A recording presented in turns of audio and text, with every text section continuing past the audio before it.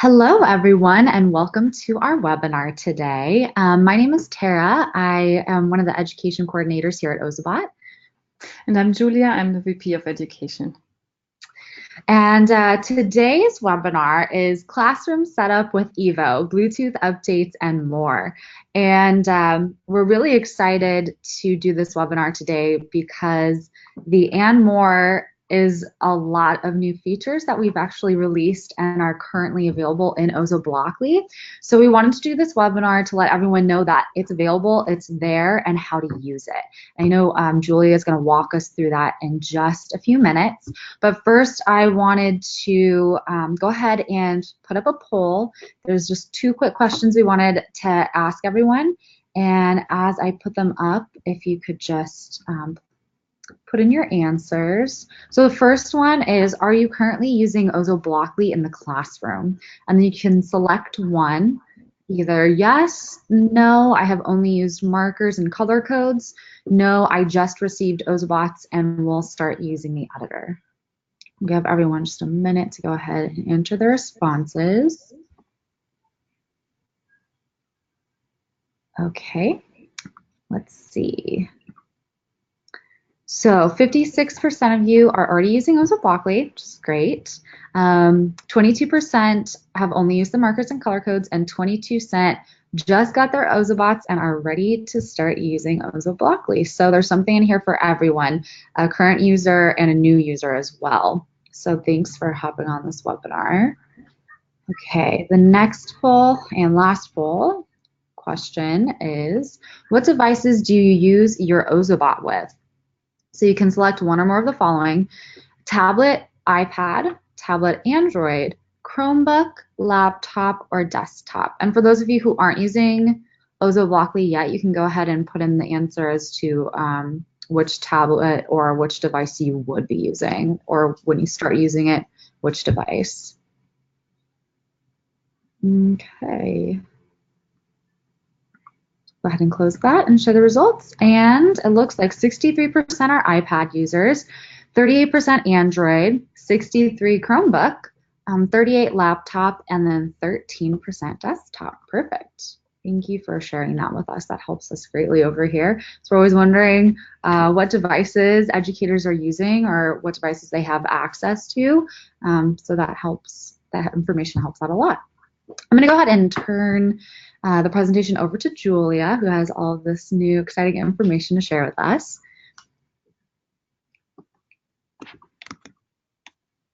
Okay, I'm going to start sharing my screen.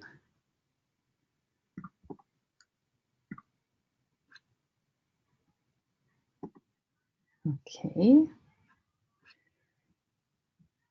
So you can see this now.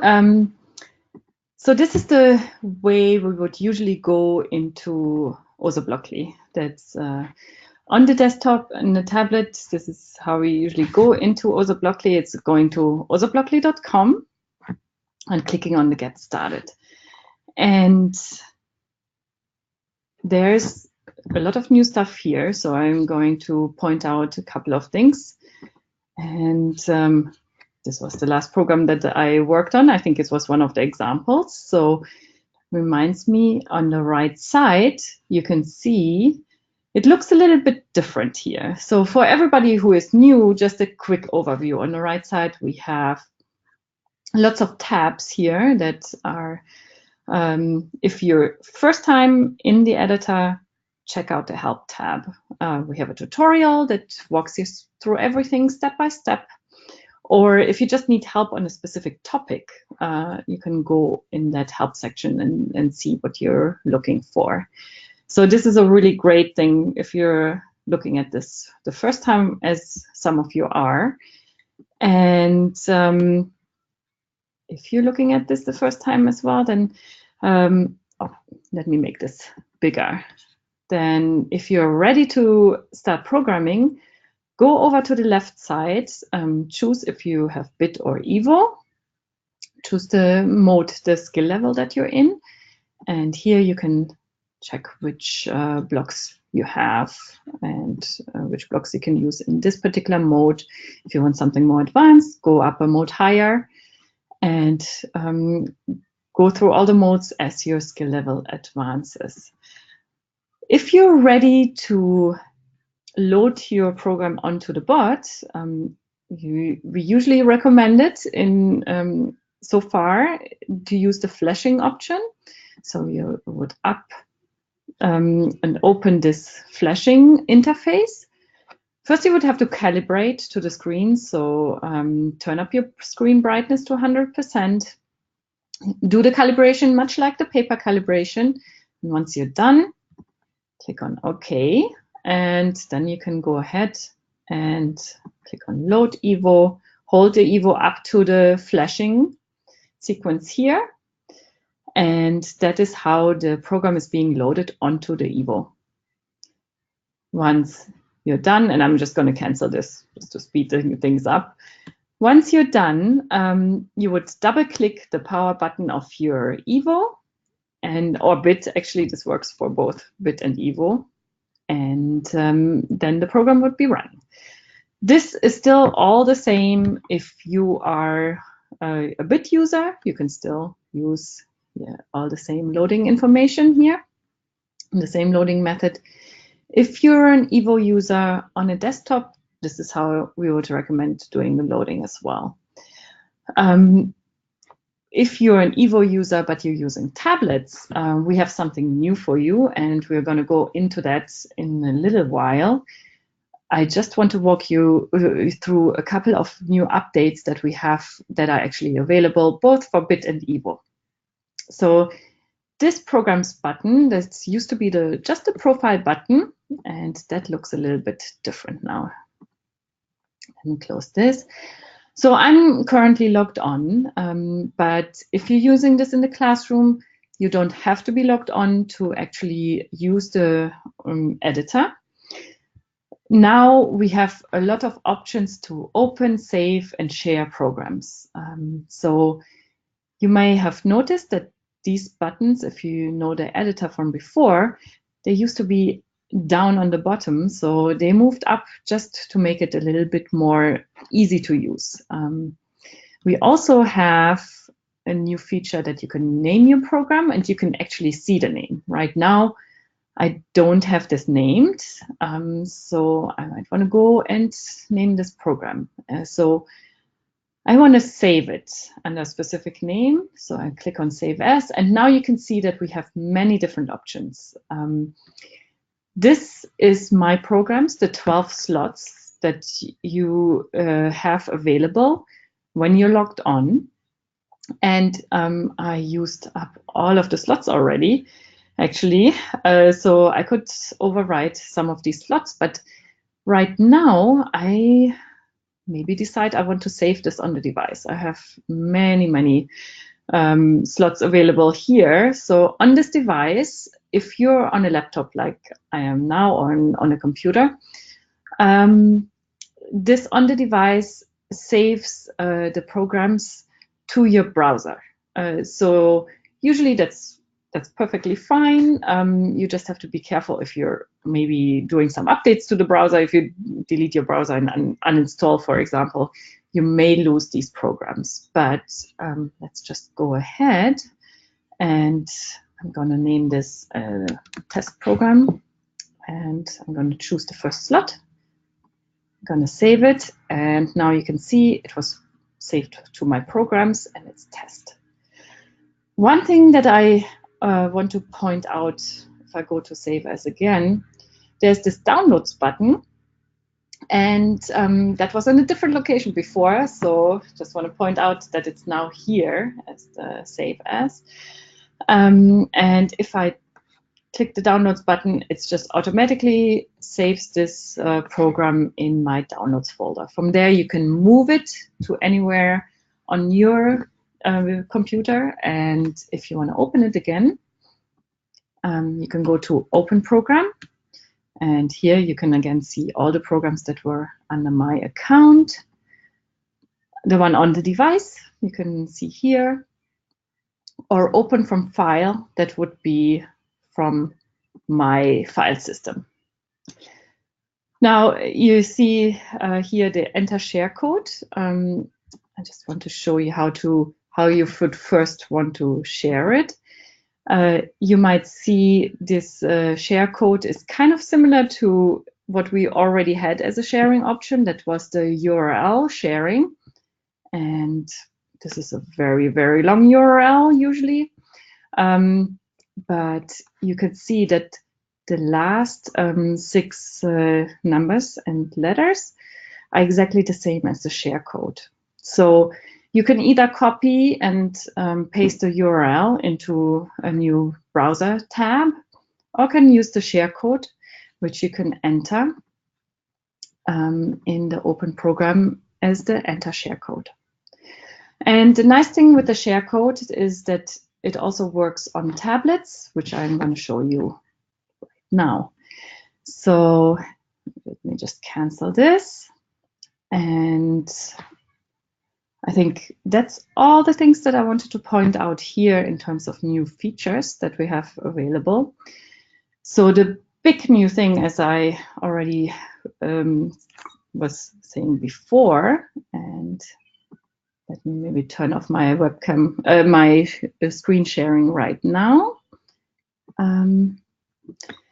is that I'm going to show you on my camera. Let me see. Okay, I hope this is working fine and everybody can see this. Let me open the Evo app. So this is the Evo app that you've seen before, that you probably have been using to name your Evos. You can, if you have just one Evo at a time, you can do firmware updates through this app, but the new feature is that we have now also the OzoBlockly editor available in the app. And how to get there, it's from the main screen. You want to click on play, and the OzoBlockly editor is right there. It takes a little bit to open it up because just has to load everything, but here you can see it is really exactly the same as the web editor that you are used to. So one big difference that we have here is you might say, well, where is my load button? It's gone. Well, if you're using the app, there's a really nice way to load programs onto the Evo, which is through the Ble connection. And the way we want to do that right now is I have my Evo right here. I'm going to turn it on. And before I do anything, I want to go back to the main screen and connect to my Evo. This one is called Swarm 9, so I'm going to connect to that. Wait until connection is established. And there we are. And I go back to the editor.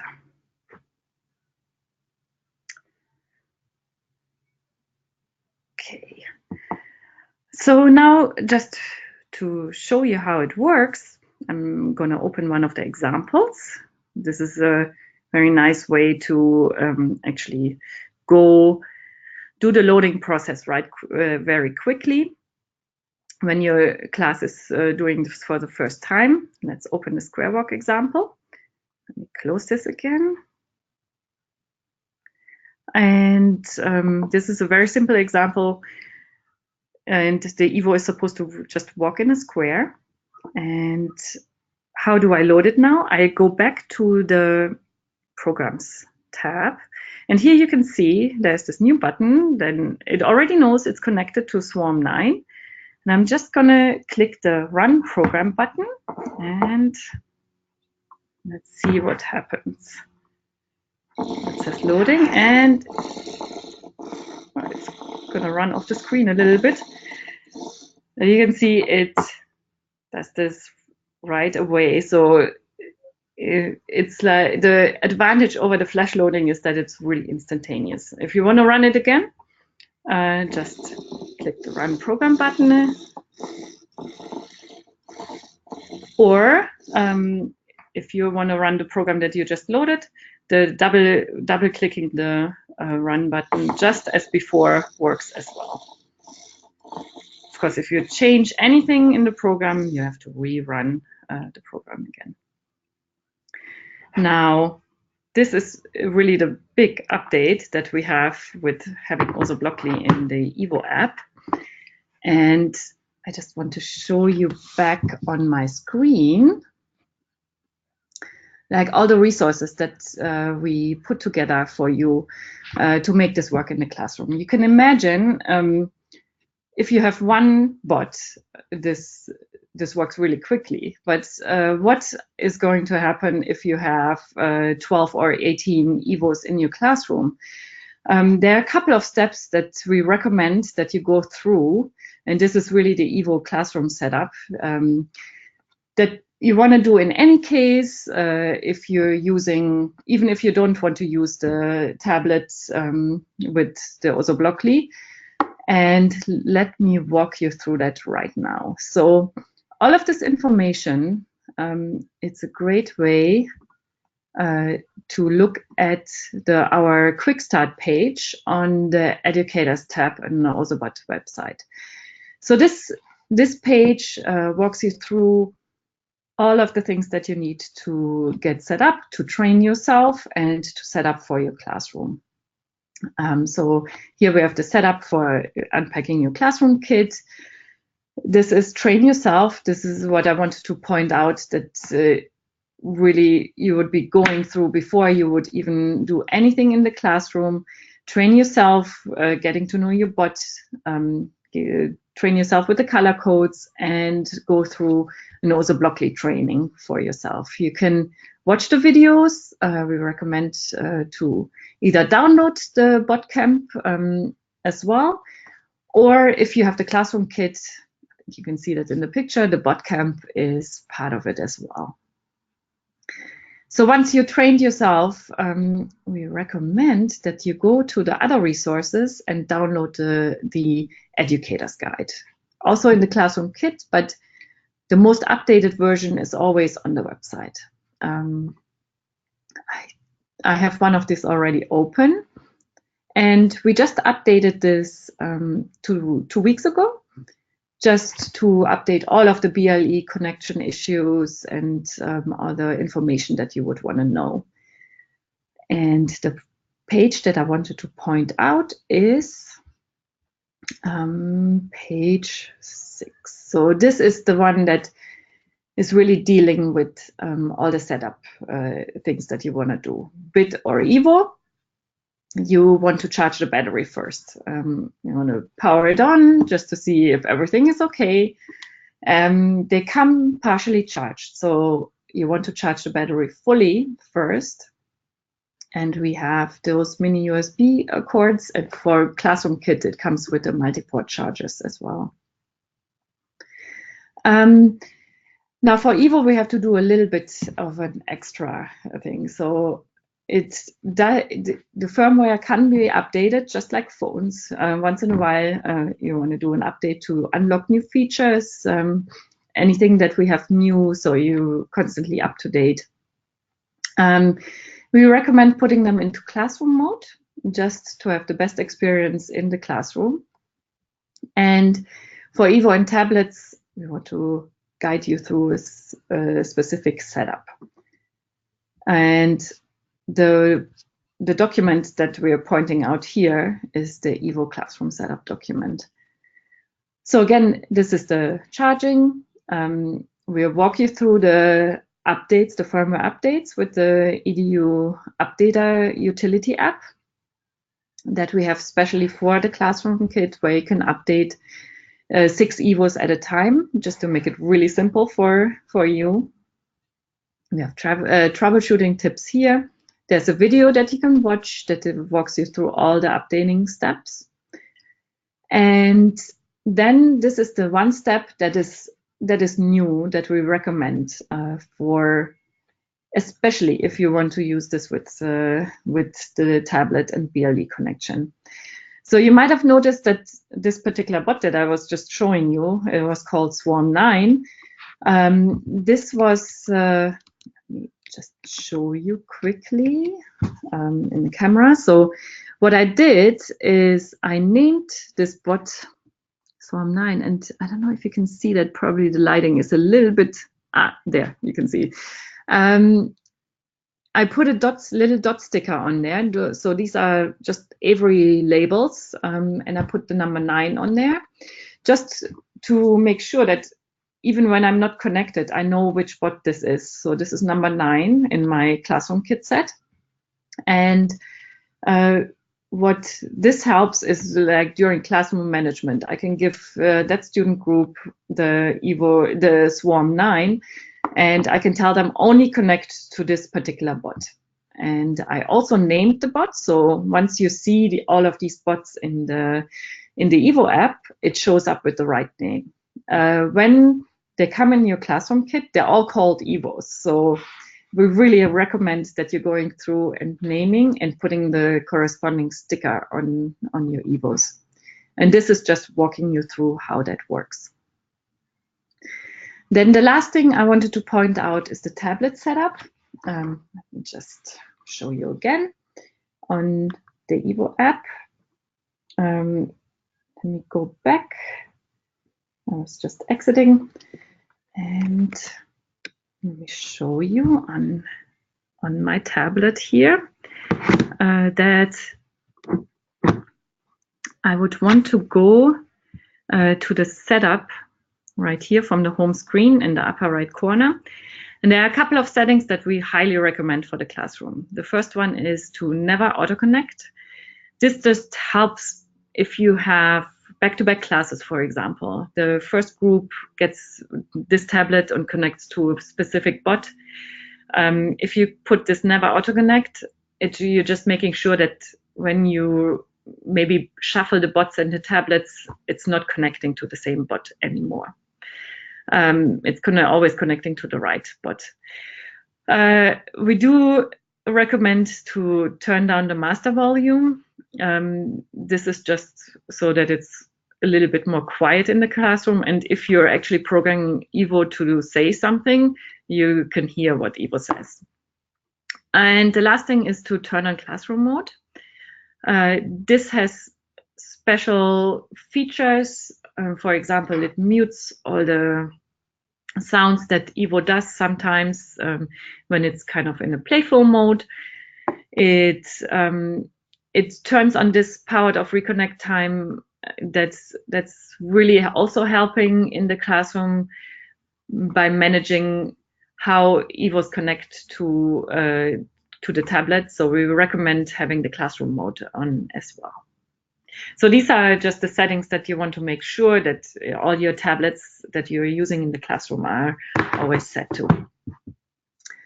And the last thing that I wanted to point out is when you're in the classroom, in the session, we have a link to the Evo tablet and log sheets. And this is this particular sheet where you can just print out the whole thing, cut, and put in the names of the Evos that a particular group should connect to. It doesn't have to be the same every time in the classroom, but for a particular classroom session, you can write down, if you have your tablets named, what the name of the tablet and the name of the Evo is that you want to connect to, that you want the kids to connect to, so that when they're connecting in the classroom, they don't go ask, oh, what was the name again of the Evo that I have to connect to? They have it on their desk right there. So I realized this was a lot of information that we just went through in a very short time. If you want to review any of these, we will be sending out a follow-up email with all the links, but the one to remember is really the Getting Started page and the Educator's Guide, which has a link to all of the documents that we were just talking about. The last one that I want to point out on the Getting Started page is the OzoBlockly tips sheet. And you may be familiar with that, but it now has a new look. We changed it a little bit. to also explain all of the things that we just went through if you have Evo on an iOS or Android tablet. And these are all the steps that we thought would be great for your students to go through when they're actually doing the programming in the classroom. And on the second page is the way that we went through first, the one that you are familiar with, that's now for EVOs on a computer, or for BIT on a computer or tablet. That's the flash loading way. And we also have a checklist with all the things that your students might want to go through and complete on their checklist while they're doing the loading and programming for the first couple of sessions. And once they're used to it, I think then they probably can do this without the checklist. And that was all that I wanted to go through. Now, I popped back on now.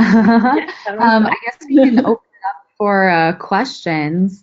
If anyone had a question about OzoBlockly, any of the new updates that we had, there is a little section on the control panel where you can type in a question and we'll read it out loud and answer it. So everybody has access to that answer.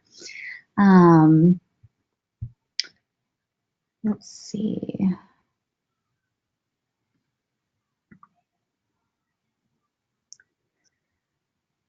There is a question about the language setting in OzoBlockly, which we might have to solve offline. It might be a little too in-depth to answer over the webinar. So there's going to be a follow-up email like Julia had mentioned, and you can go ahead, just respond back to that email. Go ahead and tell us this question and we can look more in depth with you, because that's a different issue that we have to deal with for the languages.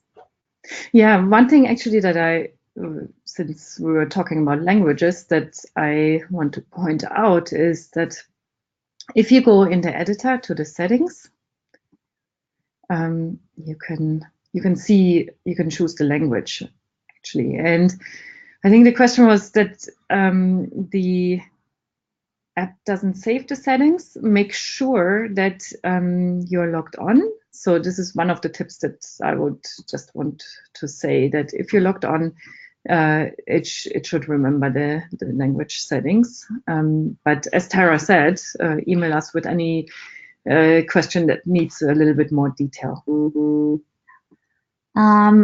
Linda, the question that you asked, could you elaborate just a little bit more? I want to make sure that we're answering your question correctly. I'll go ahead and move on to the next question until we can get a little more information. This one says, my students each have their own iPad or Chromebook, and the app is unlikely to be loaded on each device by the tech department. Can the student program their bots on the web instead? So, let me see. Okay, I get it now. There are a lot of schools that aren't able to download the apps. So you can definitely just go to OzoBlockly.com. It's web-based, so you can pull it up on those Chromebooks. You can pull it up on the iPads. And when you do the loading, instead of sending the program via Bluetooth to the Ozobot, you'll just follow the flash loading sequence instead. There are guides online to doing the flash loading. There's some videos up there too. It's hard for us to show you because you will have to take the physical Ozobot itself and hold it up to the screen in those little activation slots that you see at the bottom of the screen. And once you hit load program, there's going to be a series of color sequences that will flash, and the Ozobot will pick it up. So there's little sensors on the bottom of the bot, and that is initially sending that program over to the robot itself. So that is our solution to not having to download the app and sending it Bluetooth.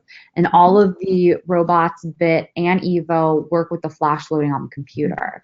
So we can definitely, I think in the onboarding guide that you showed, Julia, the flash loading instructions are on there as well. Yes. So if you're looking at it on the web, through the web editor, you can see all of the, if you're going into the help and click on the loading, it's guiding you through all the flash loading steps right here. Yeah. And there's some cool videos too. If you visit our YouTube page, there's the help videos, and I think there's a section on just loading in general. There should be some videos there where you can actually see somebody holding the bot up to the screen and calibrating it. Okay, going back to Linda's question. Okay, I've used Bit, but I'm trying to figure out how they are different. Are Ozo computers able to sense each other and interact, such as gaming situations somehow? So as far as Evos and Bits interacting, I think Julia could speak a little bit more to that. Yes. So there are several differences between Bit and Evo, but one of the really noticeable one is, and the really big difference is that Evo has infrared sensors, apart from all the Ble connections that we just went through. So these are the sensors. Let me see, I can show you on camera. So these are the little sensors. There are 4 of them in the front, 2 in the back. And those can sense objects. So they can also sense other bots when they're close to each other. In OzoBlockly, we have, I can just show you here on the screen, we have one category that is called sensors, and it can be programmed. So this is only available in Evo because Bit doesn't have those sensors.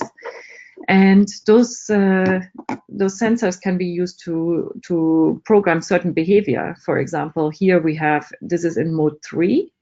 That's the first mode that has the sensors available.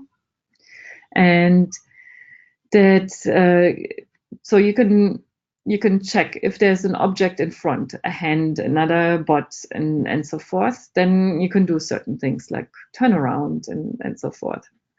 If there's an object behind, if there's an object in front and behind. So these are the different options that you have in mode 3.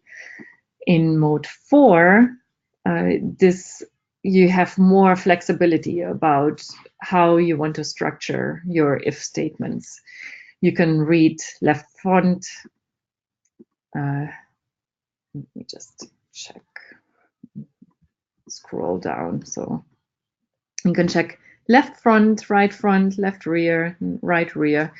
And you can add any kind of combinations together and program your sensors like that. And in mode 5, there it's even more advanced settings that you can have. You can instead of just saying left front, you can put in variables even here for your sensor data. So those are the ways that you can actually program these sensors that you have. So this is the way you can really interact with Evo while it's processing your program. And there are so many opportunities of really great example lessons that we have with those sensors. You can also look through the examples that we have on the right side. And I think and you can see which ones are for Bit and which ones are for Evo. And like this one, for example, that's one of the examples that is using the proximity sensors. And you can see there, this is in mode 5, so it already looks like quite complex, but it's a fun example to actually look at.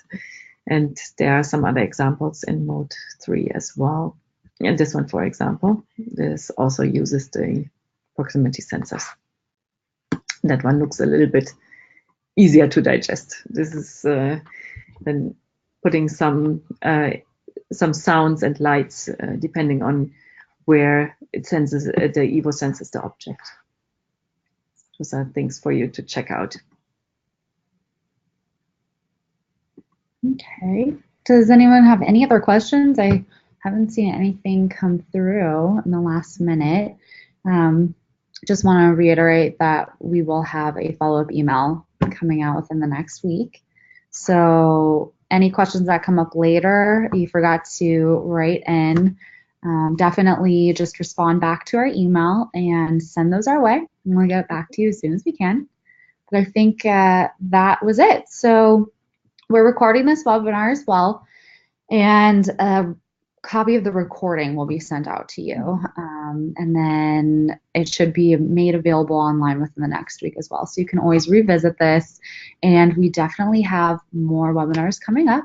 So be sure to look out for those. We always will send out an email a couple weeks before the webinars go live. So you have the opportunity to sign up and learn some more cool things about Ozobot. Thank you so much for joining us, and we hope everyone has a great rest of their day. Bye.